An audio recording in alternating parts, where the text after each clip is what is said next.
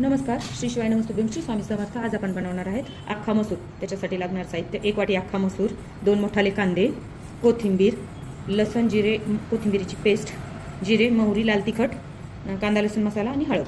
मसूर आपण अर्धा तास भिजू घातला आणि नंतर कुकरमध्ये त्याच्या 2 ते 3 शिट्ट्या करून घेतल्या. कढईत 1 मोठा चमचा तेल गरम करून घेतले.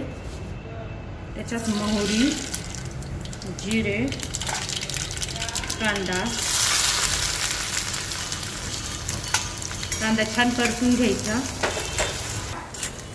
कांदा थोडा छान परतला की नंतर त्याच्यात आपण लसण जिरे टाकू. लसण जिरेची पेस्ट,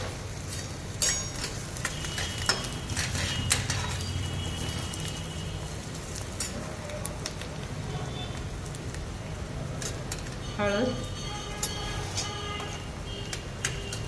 हे छान परतून घ्यायचं सोनेरी होईपर्यंत. कांदा छान सोनेरी रंगाचा झालाय. आता आपण त्याच्यात टाकू कांदा लसूण मसाला, लाल तिखट, पुन्हा हलवून घेऊया छान. आता मसाले छान तळले. आता टाकूत आपण मसूर.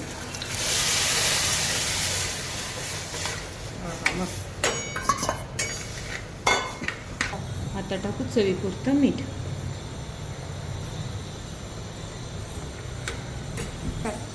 आता वरतून टाकूया थोडी कोथिंबीर आणि 1-2 उकळ्या आल्या की आपली भाजी बंद करून टाकूया.